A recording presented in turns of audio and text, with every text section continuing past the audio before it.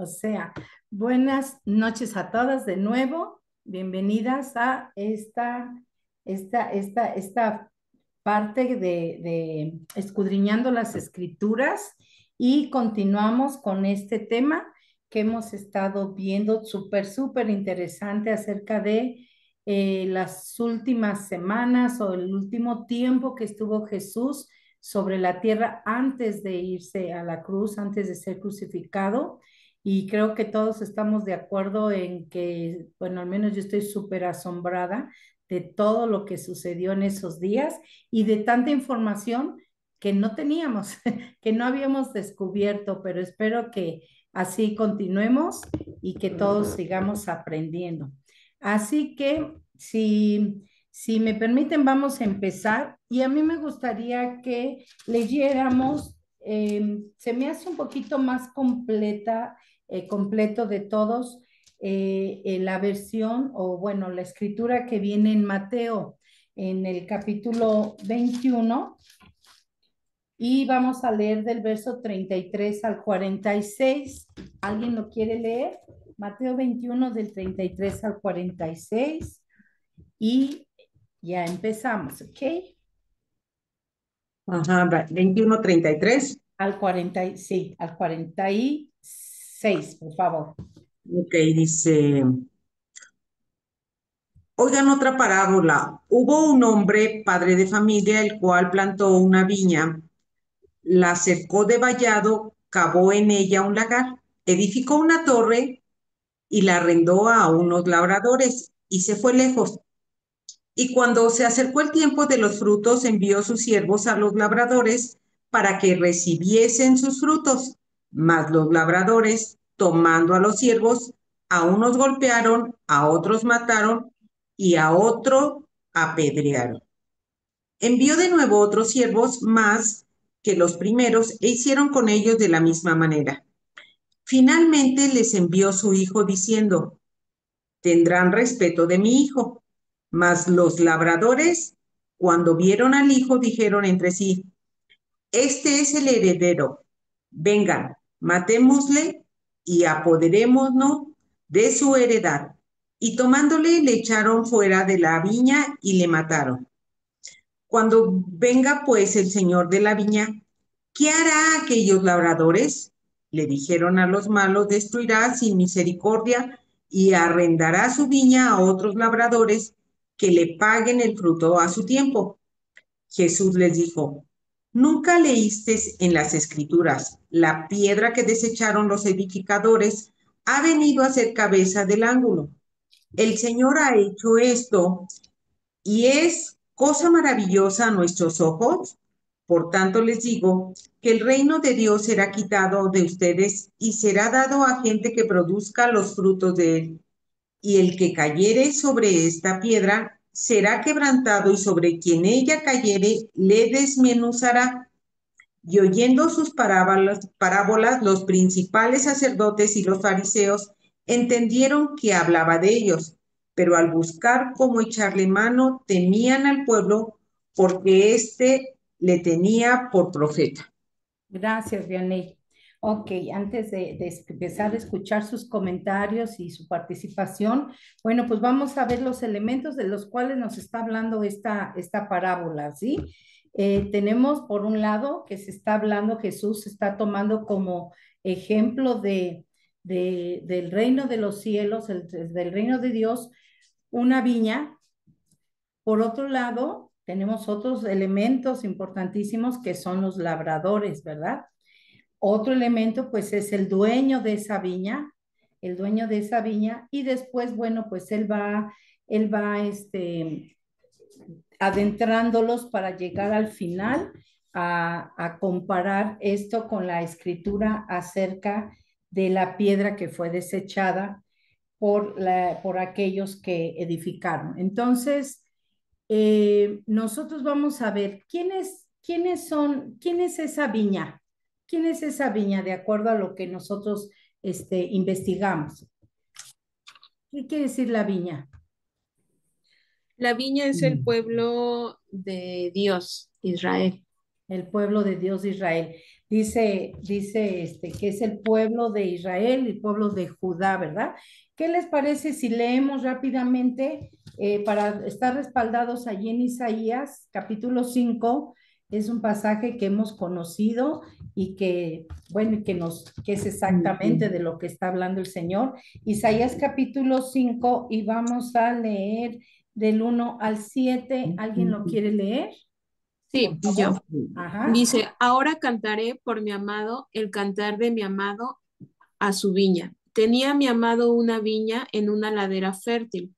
La había cercado y despedregado y plantado de vides escogidas. Había edificado en medio de ella una torre y hecho también en ella un lagar y esperaba que diese uvas y dio uvas silvestres. Ahora pues, vecinos de Jerusalén y varones de Judá, juzgad ahora entre mí y mi viña. ¿Qué más se podía hacer a mi viña que yo no haya hecho en ella? ¿Cómo esperando yo que diese uvas, ha dado uvas silvestres? Os mostraré pues ahora lo que haré yo a mi viña. Le quitaré su vallado y será consumida. Aportillaré su cerca y será hollada. Haré que quede desierta, no será podada ni cavada, y crecerán el cardo, perdón, y los espinos, y aún a las nubes mandaré que no derramen lluvia sobre ella. Ciertamente la viña de Jehová de los ejércitos es la casa de Israel y los hombres de Judá, planta deliciosa suya. Esperaba juicio y he aquí vileza, justicia y he aquí clamor. Gracias, Tatis. Entonces nosotros podemos ver en este padrísimo pasaje la descripción, una descripción clarísima del amor y del cuidado de este hombre hacia su viña, ¿verdad? Como dice ahí mismo, ¿qué más podría haber yo hecho por ella? ¿Qué más querían que yo hiciera por ella? ¿Qué esperaban más? Como para que no fueran fieles, como para que no dieran fruto, para que no cumplieran el propósito para el cual fueron sembrados, fue plantada esa viña. ¿Qué más podía hacer? Así que yo creo que cada uno de nosotros, a menos que ustedes tengan algún otro comentario, podemos ver aquí en este pasaje todo el amor y todo el cuidado que Dios tuvo, como dice aquí al final, que ciertamente dice es la casa de Israel y los hombres de Judá. Y dice aquí, planta deliciosa suya. O sea, para Dios esa viña, ese plantío era delicioso hacia él. Sin embargo, al llegar él a ver qué es lo que iba a encontrar en esa viña, pues resulta que encontró todo lo contrario. ¿Alguien quiere hacer un comentario acerca de esta parte? ¿Acerca de la viña? Nos vamos para otro, nos seguimos. ¿Algún comentario acerca de esta viña o del señor de la viña? Es que yo tengo, o sea, yo lo que, como que lo que estudié, o sea, como lo que vi, va como todo, como que todo se complementa con todo. Ok, sí, Como claro. que tanto a los escribas, sacerdotes, cuando empezaron como a cuestionar a Jesús, cuando dijo la parábola, el señor de la viña, o sea, como que todo se relaciona entre sí. Sí, por supuesto, hemos estado últimamente, sobre todo, que hemos estado escuchando Ujú. prédicas y enseñanzas que están basadas en en el Antiguo Testamento, perdón. Hemos estado viendo que definitivamente no podemos separar el Antiguo Testamento del Nuevo Testamento porque todo es una sola cosa. O sea, ellos son sombra de lo que había de venir, ¿sí, Tatis? Sí. Voy. Sí, Ujú. cuando yo estaba leyendo esto de la viña, que justo ahí Lucas nos lleva a este pasaje que leímos en Isaías 5, Ujú. a mí me llamó también la atención los elementos que habla este Isaías en cuanto a lo que hay dentro de la viña. Entonces, era una viña fértil. Eh, Dice que la había cercado y despedregado. y luego plantó vides escogidas. O sea, todo eso, todos los elementos que como que empieza a describir ahí, me empezaron a llamar la atención porque dije, sí, os está hablando pues justo de, pues todo, ¿no? Desde Génesis, el pueblo de Israel que fueron escogidos, que los puso en la tierra para un propósito, el cual pues ellos desecharon, ¿no? También cuando vino Jesús, o sea, la regaron desde el principio y la siguieron regando, ¿no? Pero algo que también me llamó la atención es que dentro de esta profecía, si podemos decirlo así, o esta parábola que también nos dice Isaías, es que habla de que puso en medio de ella una torre y hizo un Mm. lagar. Entonces, son elementos que a mí me llamaron la atención porque, bueno, en una torre pues la cuidas, ¿no? O sea, subes a la torre, cuidas de, pues, de animales extraños, de personas que pudieran venir a robar, a invadir. Y así veo a Dios, ¿no?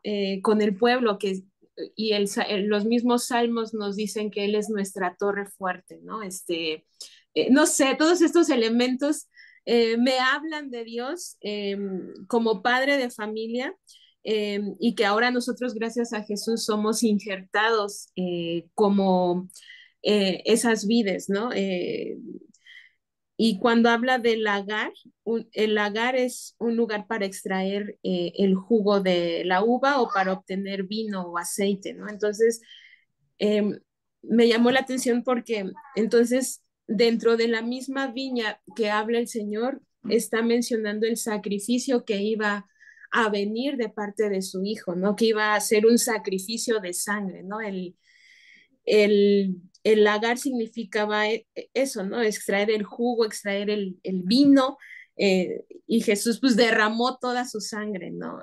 Ya desde ahí nos estaba hablando de ese sacrificio que Jesús iba a hacer para nosotros, que nos iba a injertar, como ellos no quisieron, o los que no han querido, y los que sí queremos, aunque no seamos judíos, pero ahora, gracias a este sacrificio que hizo Jesús, somos injertados, somos hechos partícipes de esa viña del Señor. Entonces, pude ver como estos elementos que habla dentro de la viña y pude ver eso, o sea, que ahí menciona el sacrificio de Jesús, ¿no? Que hizo este lagar, llevándonos proféticamente a lo que había de venir, de que íbamos a ser injertados los gentiles dentro de esta viña que el Señor dio para su pueblo, para los escogidos, y ahora nosotros somos los escogidos. Entonces, eso opino. Muy bien, Katis, ¿ibas a comentar algo, Viene? Ah, es que es lo mismo que acaba de comentar Sol. Realmente también a mí me llamó la atención exactamente sobre el vallado que el señor había puesto, el cómo había cavado un lagar y la torre, ¿no? Pues qué es lo que significa, ¿no? La torre es la seguridad y la fortaleza, es la protección que él había puesto para su pueblo, ¿no?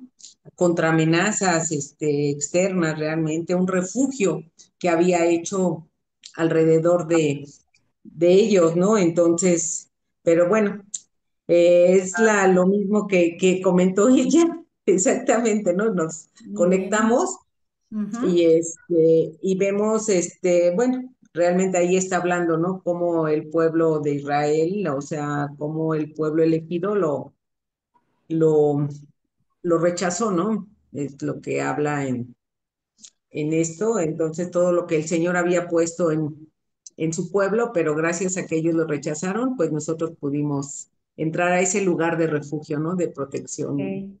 Sí, claro, gracias. Astrid.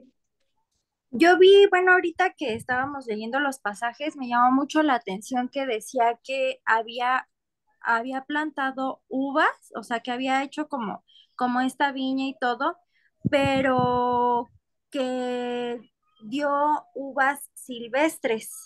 Y ahorita yo me puse a buscar porque dije, pues, ¿qué diferencia hay entre una y otra, no?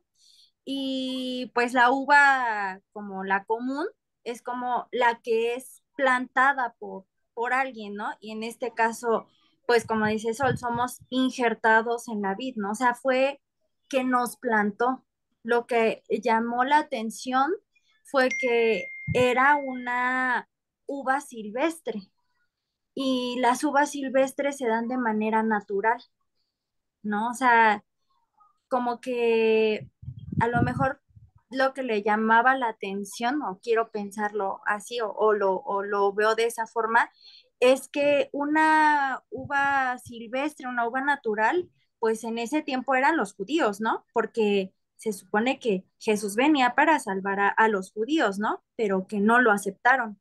Esa era como esa uva silvestre que crecía de manera natural, ¿no? Ok, bueno, Pero ajá, al, al, al Dios injertarnos y ver que de ese injerto no salía una uva, sino una uva silvestre, pues era diferente, ¿no? Porque, bueno, dice que las uvas silvestres tienen más semillas dentro, pero algo, como algo que me llamó mucho la atención, es que las uvas necesitan de la polinización para, o sea, es necesario la polinización para poder reproducirse, o sea, como para poder dar más uvas silvestres. Y una uva que plantan se puede polinizar sola. ujú, Entonces, yo veo como que al ser una uva silvestre, pues o sea, es necesario tener a Dios para, como para poder florecer, por así decirlo. ok. Em, Dice aquí en el verso 2: Ajá. la había cercado y despedregado y plantado de vides escogidas. Ujú. O sea, el pueblo de Israel no fue ninguna uva silvestre. El pueblo de Israel no era silvestre. El pueblo de Israel era un pueblo escogido, selecto, especial para Dios. Por eso dice aquí que era plantado de vides escogidas y de él esperaba lo mejor. Por eso a mí ahorita que decía Tatis acerca del lagar, a mí también me llama la atención que desde antes de que del que empezara incluso yo creo que a germinar esas uvas, que eran escogidas y que habían sido selectas para poder dar excelentes frutos, él ya había hecho un lagar. ¿Por qué? Porque esperaba fruto. O sea, alguien que no espera fruto y que dice, ay, pues a ver si pega, ¿no? A ver si pega o a ver si sale algo bueno de aquí o a ver si sí se da o si no se da, pues no haces ningún preparativo para esperar el fruto. Sin embargo, él construyó un lagar, cavó un lagar porque esperaba que se diera buen fruto de allí. ¿Por qué? Por una simple razón, porque esas uvas, esas vides eran escogidas y por consiguiente se esperaba que dieran fruto y buen fruto. No, ahora sí que nunca pensó en que fueran uvas silvestres. ¿Qué nos está diciendo aquí al final de este capítulo del 5? Pues que finalmente, ahora sí que te di todo y tú finalmente te comportaste como una uva silvestre aunque eras escogida, te esperaba de ti todo, esperaba de ti fruto y no cualquier fruto, buen fruto, y sin embargo saliste como cualquier uva silvestre que ni siquiera yo me hubiera ocupado ni de buscar labradores, ni de pagarle a nadie, ni de esperar que alguien cuidara, ni mucho menos. De todas maneras iba a dar allí, pero no, él hizo todo lo posible porque esas vides dieran buen fruto y sin embargo acabaron siendo Dan silvestres, uvas silvestres. comportándose como silvestres. ¿Alguien más quiere hacer algún comentario Mm. acerca de esto?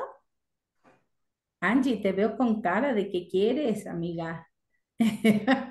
Te veo, ¿no? Ok, Estoy escuchando, haciendo, o sea, asimilando lo que dicen y bueno, para poder dar mi opinión. Dame un ok, ratito. ok, Goyita. Gracias, amiga. Ahorita lo que acabas de comentar, Rebe, por ejemplo, aquí en el 4 que Ajá, dice, ¿qué más se podía hacer a mi viña que yo no haya hecho en ella? Como esperando yo que diese uvas, ha dado uvas silvestres. ajá. Les mostraré pues ahora lo que haré yo a mi viña. Le quitaré su vallado y será consumida, aportillaré su cerca y será hollada.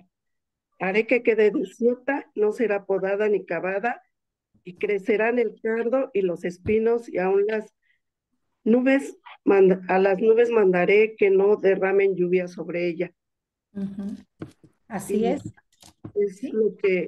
lo que pasó con el pueblo de Israel, ¿no? Cuando fueron ya desechados, sacados porque menospreciaron bueno, aquí como lo leímos en Mateo, Ujú, al hijo del viñador, que en este caso pues era Jesús, fue Jesús, cuando Dios lo mató cuando Dios lo mandó y que ellos pues lo mataron, ¿sí? ujú. Que pidieron que lo crucificaran y todo eso. Entonces, pues ahí todo esto pasó con el pueblo de Israel. Bueno, a mí eso es lo que me llamó la atención Muy de bien, pues, que acabamos de leer. claro. Gracias, Goyita. No sé si se le fue literal. Ah, no, sí, ya terminó, ya terminó. Ok, entonces ahora regresémonos. Si ya no hay algún otro comentario acerca de esto, nos queda claro que cómo esperaba, cómo fue esa viña. Estamos aquí viendo precisamente ahí en Mateo, en lo que Jesús habló, pues está haciendo alusión a esa viña, ¿verdad? Al pueblo de Israel, al pueblo de Judá. Y entonces aquí encontramos, les decía yo, tenemos varios elementos. Uno de esos es la viña, otro es el dueño de la viña y otros son los labradores, ¿ok? Los labradores, que en este caso, ¿quiénes pensamos nosotros que son esos labradores de las viñas? Si Pues hablan, ajá, los sacerdotes, los escribas, los fariseos, todos ellos, ¿no? los gobernantes, ¿verdad? La gente de Ajá. autoridad, la gente que dirigía al pueblo, la gente que en un momento dado tenía toda la autoridad para poder guiar al pueblo, para poder ir instruyéndole. ¿Y cuántas veces nosotros encontramos en la palabra que era todo lo contrario? O sea, instruían al pueblo, pero para su propio beneficio, instruían al pueblo de una manera equivocada y finalmente tenían un final nefasto, ¿no? Tenían un final que no era el que Dios hubiera querido para ellos. ¿Por qué? Porque los dirigentes aún en algún lado ahí dice de los pastores gordos, ¿no? De los pastores que se sacian y tienen a las ovejas todas flacas, todas enclenques, a los maestros de la ley y demás, enseñando cosas que Dios no mandó, o tergiversando la palabra y tergiversando la ley para ellos sacar su propio beneficio o para ellos mantener ese control o ese poder sobre el pueblo. Entonces, esos labradores fueron finalmente quienes fueron los responsables de que ese fruto no se diera, ese fruto que se esperaba no se diera. Ellos fueron finalmente los responsables. Por otro lado, dice aquí, bueno, no sé si alguien más quiera comentar algo de esto. Quedamos bien hasta ahí. Que dice aquí que más los labradores, dice, y cuando se acercó el tiempo de los frutos, envió el Padre, obviamente en el verso 34 de Mateo 21, envió sus siervos a los labradores para que recibiesen sus frutos. Y dice aquí, mas los labradores tomando a los siervos, a unos golpearon, a otros mataron y a otros apedrearon. ¿Quiénes eran esos siervos a quienes envió? A quienes envió el dueño de la viña. A los apóstoles. Eh, Todavía no había apóstoles en ese tiempo, bueno, hablando, digo, en este caso sí, ya en el tiempo de Jesús apenas él estaba con sus discípulos, los apóstoles empezaron a trabajar después de Jesús, pero hablando aquí acerca de estos siervos, ¿sí, Goyita? Eran los profetas Así que habían es, antes, así por es. ejemplo, Elías, todos los que les estuvieron profetizando sobre la venida de Jesús, y también cuando Juan el Bautista vino a preparar el camino para Bueno, ya es que Herodes lo mató, le cortó la igual. O sea, también, ¿sí me escuchan? Sí, sí, sí. Sí se está entrecortando, Ah, pero sí te escuchamos. ah, ok. Entonces, se refiere a los profetas del Antiguo Ok. Testamento, todos los que Sí, vinieron vamos. antes de Jesús y antes de Juan el Bautista. Ok, entonces vamos a leer Hebreos capítulo 1. Vamos a leer los versos 1 y 2. Nada más, por favor, alguien que lo quiera leer. Nada más para respaldar lo que acaba de decir Goyita, lo que creemos, quiénes eran esos siervos. Yo. Sí, Dice Dios, habiendo hablado muchas veces y de muchas maneras en otro tiempo a los padres por los profetas, en estos postreros días nos ha hablado por el Hijo, a quien constituyó heredero de todo y por quien asimismo hizo el universo. así es, gracias, Tatis. Entonces, sí, nos queda claro ahí que Dios habló de muchas maneras, dice aquí, habló de muchísimas maneras, estuvo enviando a sus siervos y dice aquí, hablando de muchas maneras, en otro tiempo por los profetas. Entonces, esos siervos, pues eran esos profetas a los que Dios les encomendó un trabajo que honestamente yo cuando veo la vida de los profetas digo, ay, nanita, o sea, todos tuvieron un trabajo difícil porque precisamente es un pueblo de dura servicio, era un pueblo rebelde, es un pueblo que siempre rechazó la autoridad y que siempre rechazó a Dios. Solamente cuando estaba en gravísimos problemas invocaban a Dios y cuando no, pues ellos querían hacer lo suyo. Vamos a ver nada más. Vamos a ver dos ejemplos. Tengo varios, pero vamos a ver dos ejemplos. En Segunda de Crónicas 18 del 23 al 26, hay muchísimos ejemplos, pero para no tomar mucho tiempo en esto, Segundo de Crónicas 18 23 al 26.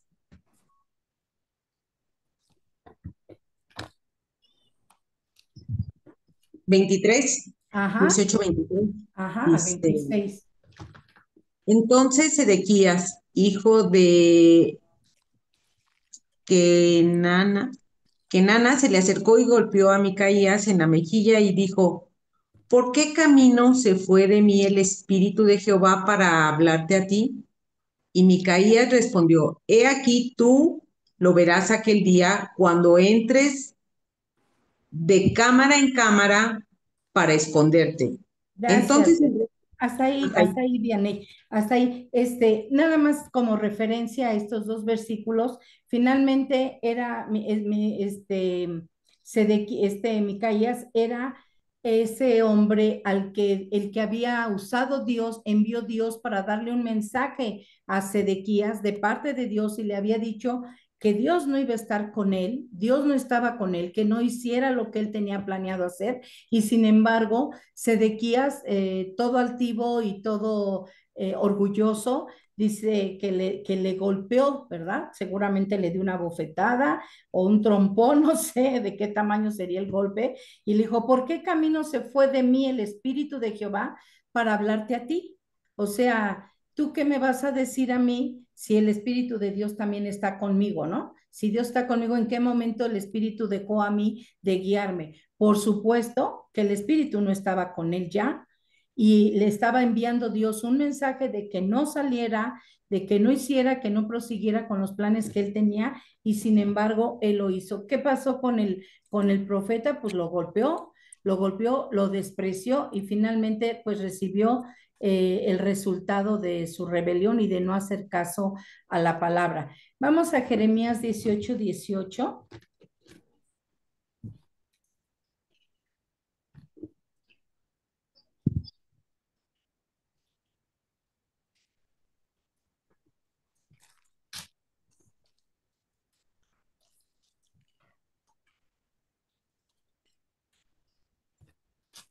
¿Alguien lo tiene? ¿Alguien Ya, lo tiene? Sí, ok. Y dijeron, venid y maquinemos contra Jeremías, porque la ley no faltará al sacerdote, ni el consejo al sabio, y la palabra del profeta. Venid e irámoslo en lengua, y no atendamos a ninguna de sus palabras. Ok, entonces aquí nos queda clarísimo que esos siervos que Dios enviaba a su pueblo a hablar, a darles consejo, a prevenirlos o a guiarlos, eran desechados, ya lo vimos, y no solamente eran desechados, sino los llegaron a matar, los llegaron a encarcelar. En ese caso a Jeremías lo enviaron hasta, lo aventaron a una cisterna, allí estuvo un tiempo en una cisterna profunda y así de una y de otra manera, como les digo, hay muchísimos ejemplos del trato que se le daba a los siervos de Dios para cada que él enviaba un mensaje para no hacer caso de él. Ahora sí, entonces tenemos aquí, Astrid, que decías que querías ir comentando lo que seguía. Ya identificamos entonces el padre, el dueño de la viña, ya vimos los elementos que había en la viña, el trato y el cuidado que Dios le dio a esa viña. Ya vimos quiénes son los siervos y quiénes son esos labradores. ¿De quién está hablando esta parábola? Ahora sí vengan todos sus comentarios acerca de lo que investigaron, acerca de lo que vieron tanto en Mateo, Marcos y Lucas, cuando menos, están allí esta parábola. ¿Qué? Pues yo vi que cuando el dueño envió siervos, a mí me llamó mucho la atención que en Lucas habla solo que envió 3 siervos y en Mateo dice que envió varios siervos. Eh, los labradores no querían ver, o sea, no querían como que decían, no, no creo que vengan del dueño, ¿no? En la parábola. Y cuando el dueño mandó a su hijo, porque decía, bueno, a lo mejor no reconocieron a los siervos que les mandé, pues les mando a mi hijo, ¿no? Y el dueño les mandó a su hijo, y cuando los siervos vieron quién era, dijeron, vamos a matarlo, ¿no? Vamos a quedarnos con esa herencia que él tiene. Y, y van a, y ellos querían quedarse con eso, ¿no? Y decía, pero va a venir a su viña y los va a destruir y se los va a dar a otros. A mí me llamó mucho la atención porque cuando vi el contexto anterior, Jesús les estaba dando esta parábola a los escribas, los sacerdotes, ¿no? Eran gente muy orgullosa. Algo que tenían es que eran muy orgullosos, ¿no? Y hemos visto que el orgullo es, no sé si es como un pecado, Sí, por supuesto. Toda que es altivez, todo el orgullo. peor, ¿no? Y ellos eran gente que estaban acostumbrados a que la gente o multitudes los siguieran y lo que ellos decían, eso se hacía, ¿no? Entonces, yo veo que cuando yo estaba leyendo esta parte, a mí me causó como mucho ruido el que fue el hijo y lo mataron, o sea, lo querían matar. ¿Y qué fue lo que estaban haciendo los labradores, en este caso los escribas, los sacerdotes?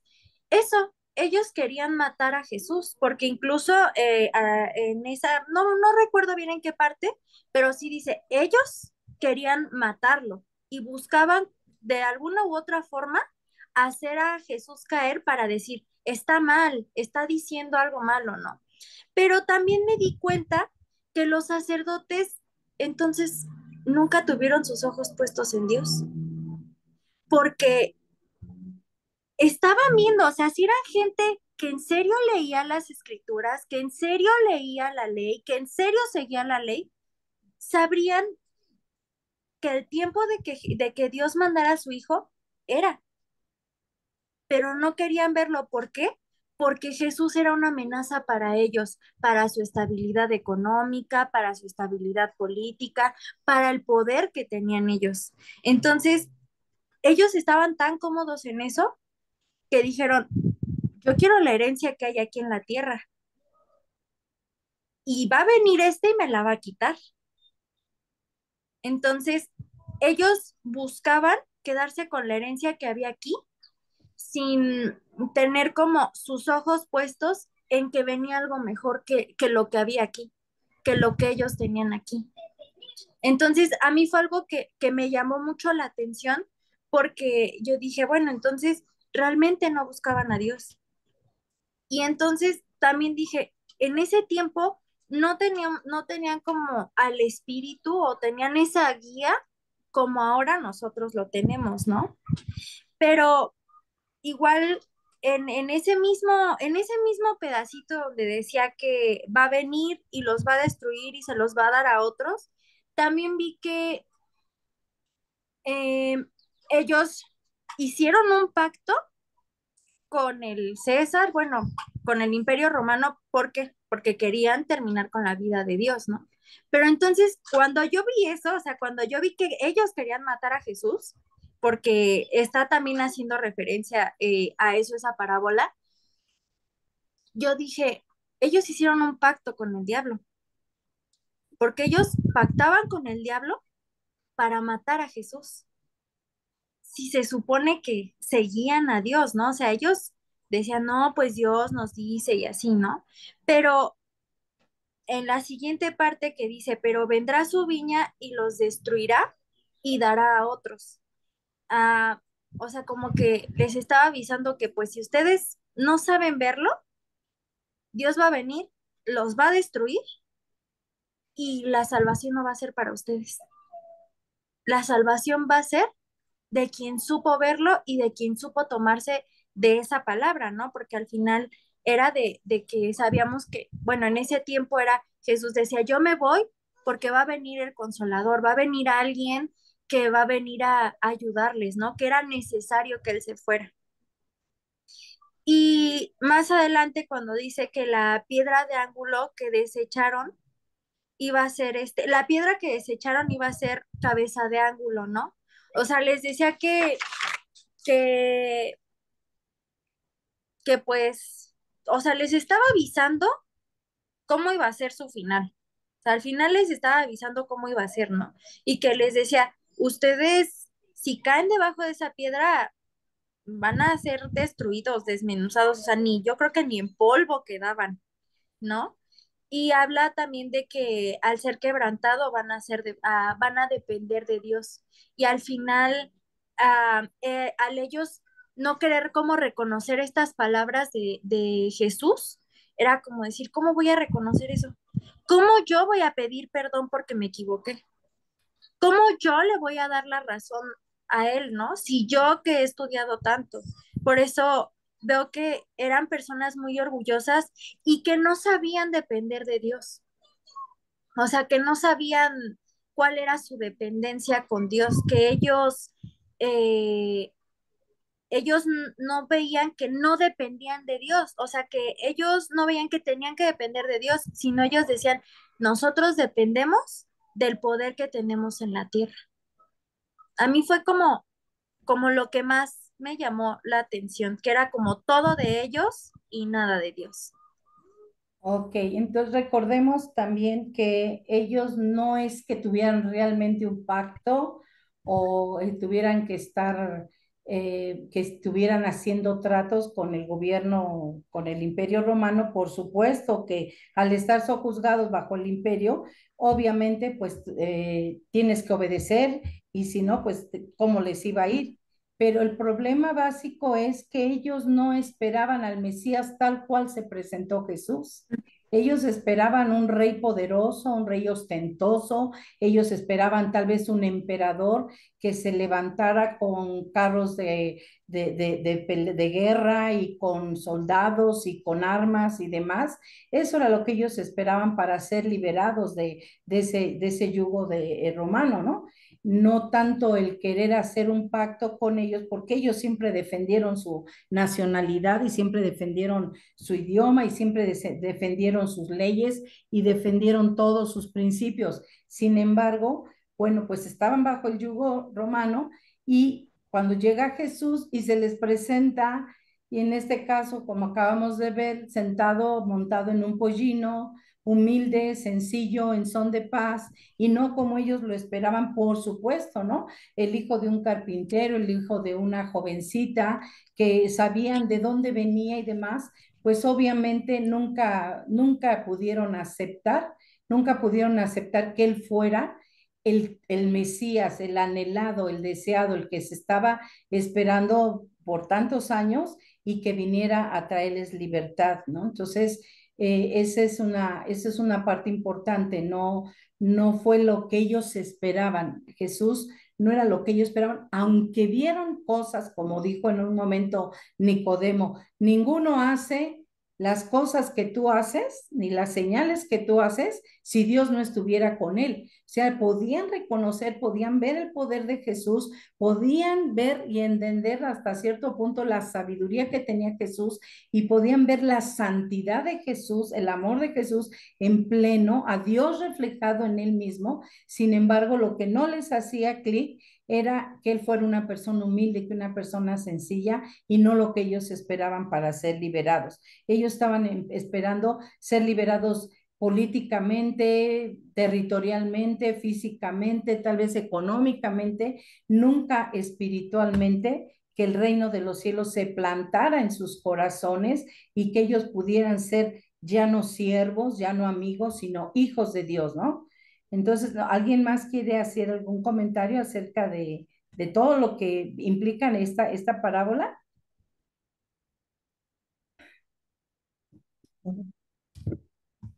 ¿Algún otro comentario?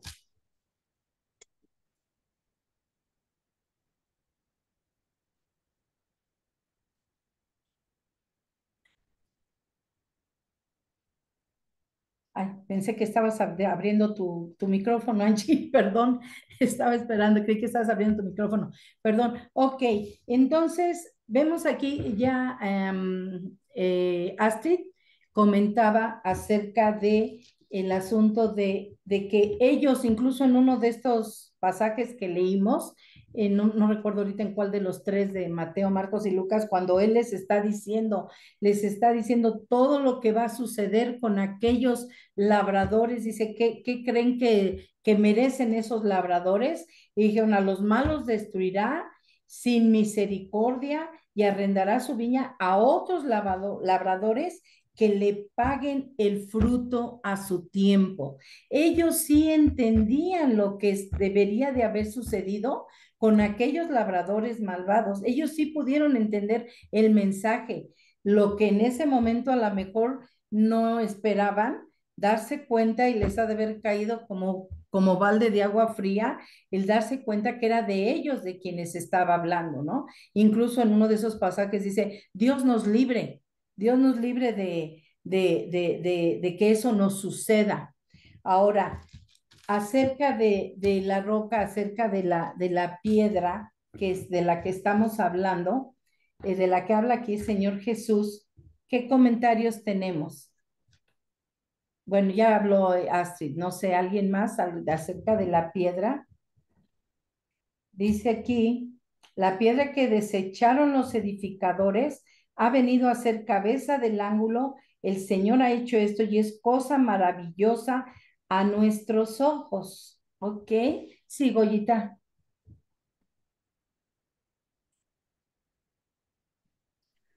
Está hablando del mismo Jesucristo, que se refiere que Él es la piedra, Él viene a ser esa piedra del ángulo, y que Ujú. también cuando dice que todo el que cayere sobre aquella piedra será quebrantado, dice, pues está hablando de que quien verdaderamente lo acepta, bueno, hay dos, dos conceptos, ¿no? De que si quien lo acepta, pues va a ser edificado, va a ser transformado, va a ser fortalecido, pero quienes se oponen a él va a ser todo lo contrario, donde dice que lo, lo, lo desmenuzará, o sea, quienes lo Desbaratará. rechacen, ajá, o sea, entonces, pues va a ser todo lo contrario, va a pasar eh, eh, que no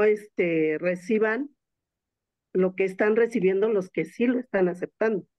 Entonces a eso se refiere, que aquellos que verdaderamente se someten a Jesús, lo aceptan, van a ser edificados y fortalecidos, pero quienes no, pues va a ser todo lo contrario. Aquí también habla de que Jesús puede ser una piedra de tropiezo para quienes se oponen a él, quienes se opongan a él, a lo que él vino a traernos, pues realmente, pues ellos mismos lo están desechando, lo están rechazando, no están aceptando la salvación, el sacrificio que Jesús vino a hacer por amor a nosotros, a traer todo lo que, a establecer, a recibir el reino de Dios en nuestras vidas para que pues haya esa edificación de parte de Él, quienes no lo acepten. Y yo aquí encontré, bueno, de esto que leí, pues me llevó a Juan 3:16, donde nos dice que de tal manera amó Dios al mundo, que dio a su Hijo único para que todo aquel que en él crea no se pierda, mas tenga vida eterna, dice, o sea, más adelante, no lo tengo aquí ahorita, pero me recuerdo que dice que los que lo recibieron, pues no son condenados, ¿no? Pero los que no lo reciben, pues ya han sido Han sido. condenados porque no han creído en el unigénito Hijo de Dios.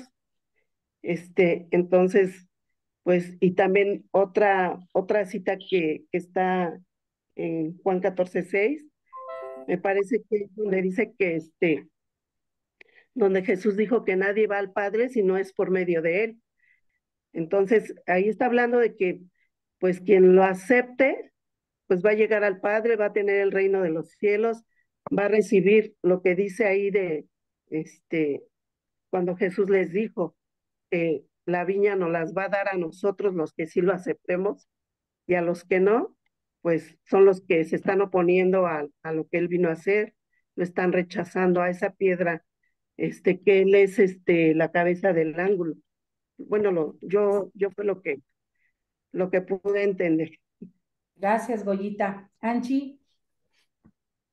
Sí, gracias. Sí, lo que comentaba Goyita al principio, ¿no? Que definitivamente, bueno, pues sabemos que esa piedra es Jesús. Y lo que nos dice aquí, ¿no? El que cayere, o sea, si caemos sobre esa piedra, si estamos fundamentados sobre esa piedra, pues nos está advirtiendo que entonces, al ser nosotros quebrantados, pues es que va a morir todo lo que nosotros somos o tenemos, ¿no? Y que vamos a estar parados ahí y vamos a hacer de él y vamos a poder crecer en él. Y sin embargo, la otra parte yo le entiendo así, ¿no? Si te viene encima, pues definitivamente no va a quedar nada de ti, ¿no? Amén. Sí, sí, sí. Muy bien, bien, amiguita. Gracias. Muchas gracias. ¿Viene? Bueno, sabemos aquí que aquí yo me llevo a Primera de Pedro 2, que habla que la piedra viva es Jesucristo, realmente, y que dice es desechada por los hombres, y ha sido escogida por Dios, es una piedra preciosa, ¿no? Y también nosotros, pues dice que somos piedras vivas y dice, seamos edificados espiritualmente como casa espiritual y sacerdocio santo para ofrecer sacrificios espirituales aceptables a Dios por medio de Jesucristo.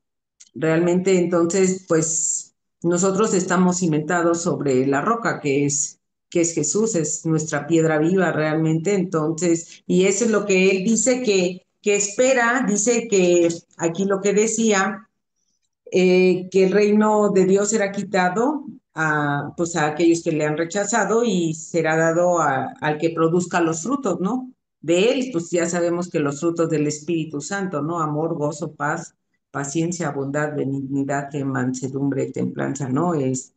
Lo que está en Gálatas. Entonces el Señor, pues eso, Él quiere, ¿no? Y pues los que fueron desechados, pues definitivamente pues no van a producir esos frutos, ¿no? Y esa piedra más bien va a ser, caerá sobre ellos, definitivamente, y gracias a que, pues que el pueblo de Israel no lo aceptó, pues nosotros tenemos a Jesús en nuestras vidas, ¿no? En nuestro corazón, entonces, pues gracias a ese sacrificio podemos saber que Él es nuestra roca, que Él es del Dios en nuestras vidas, ¿no? Ok, sí, gracias, Vianey. Pues me gustaría que sí leyéramos así más, con más cuidado, ahí en Primera de Pedro capítulo 2 del 1 al 7. Vamos a leerlo, porque creo que es importante, no sé si alguien más tenga otro comentario, y creo que es importante de esto que menciona Vianey, traía yo esta cita precisamente, porque creo que dentro de o sea, está hablando de los labradores, está hablando de la viña y demás, y finalmente así yo al principio decía, ¿y qué onda con la piedra, no? ¿Y qué onda con la piedra y qué relación hay entre una cosa y otra, no? Entonces vamos a leer capítulo 2 de Primera de Pedro del 1 al 7. ¿Lo quieres leer, Tatis? ¿Lo tienes? ¿O no sé quién lo tenía? Sí, Yo, ¿Sí? Ah, que lo lean, está bien. ok. 2 del 1 al 7. Ajá. Dice, desechando pues toda malicia, todo engaño, hipocresía, envidias y todas las detracciones, desead como niños recién nacidos la leche espiritual no adulterada, para que por ella crezcáis para salvación, si es que habéis gustado la benignidad del Señor. Acercándonos a él, piedra viva, desechada ciertamente por los hombres, mas para Dios escogida y preciosa.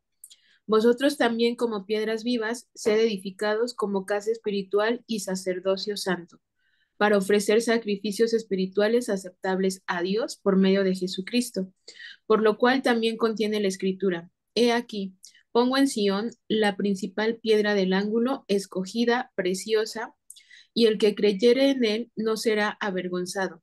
Para vosotros, pues, los que creéis, él es precioso, pero para los que no creen, la piedra que los edificadores desecharon ha venido a ser la cabeza del ángulo. Gracias, Tati. Tati, no sé si podamos ver la grandeza de este pasaje.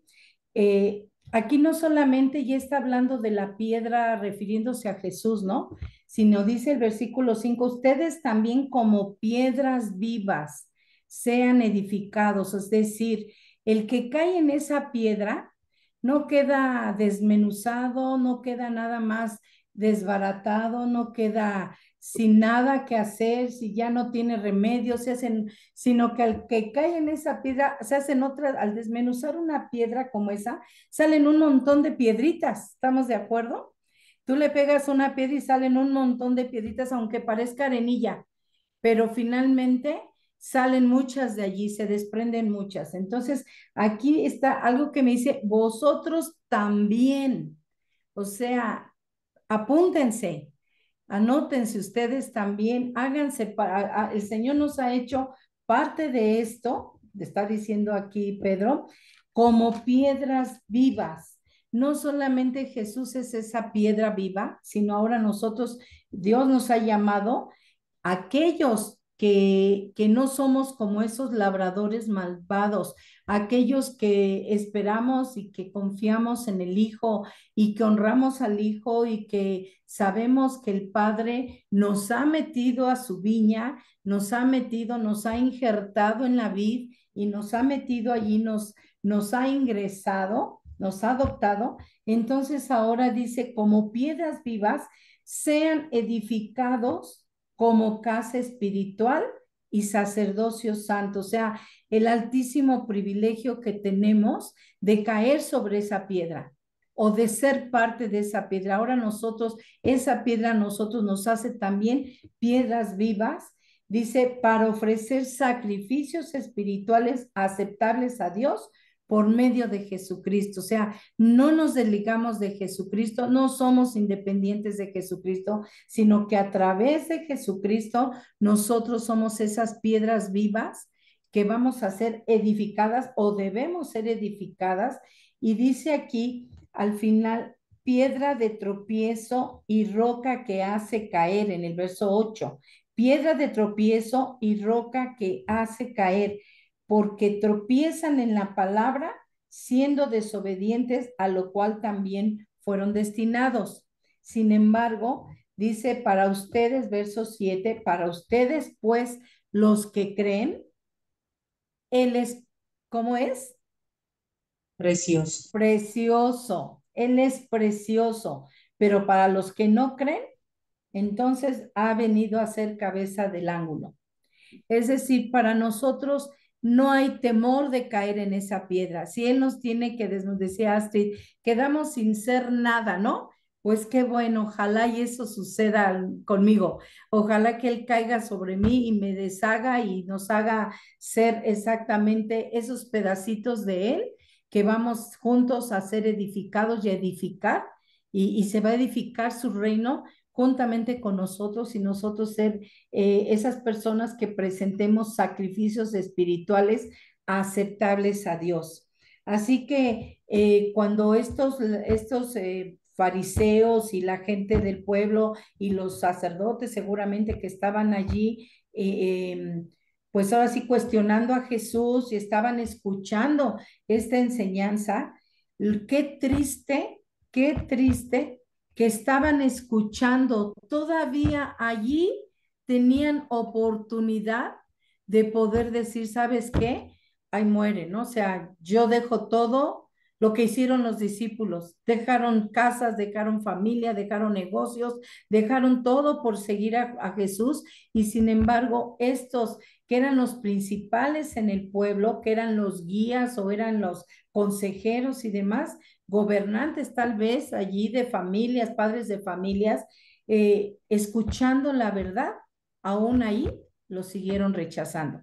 Y no pararon hasta verlo muerto, hasta verlo crucificado, no pararon. Entonces, qué privilegio tan enorme tenemos nosotros de poder ser parte de esa viña. Ahora, el Señor sigue esperando fruto, pero fruto de vides escogidas, no de vides, no de uvas silvestres. El predicar cualquiera lo hace. El dar una célula, pues cualquiera lo puede hacer. A lo mejor hasta pastorear, el ser maestro, dar clases de niños, el servir, el darle un bocado al pobre, el visitar a un enfermo. ¿Cuánta gente que ni siquiera cree en Dios lo hace? Sin embargo, nosotros debemos buscar ser uvas escogidas, uvas selectas con frutos, como dijo Goyita hace rato, o Vianey, no sé quién de las dos, frutos espirituales, fruto del espíritu que verdaderamente agraden a Dios. Entonces, no sé si alguien más quiera hacer algún otro comentario, compartirnos algo más.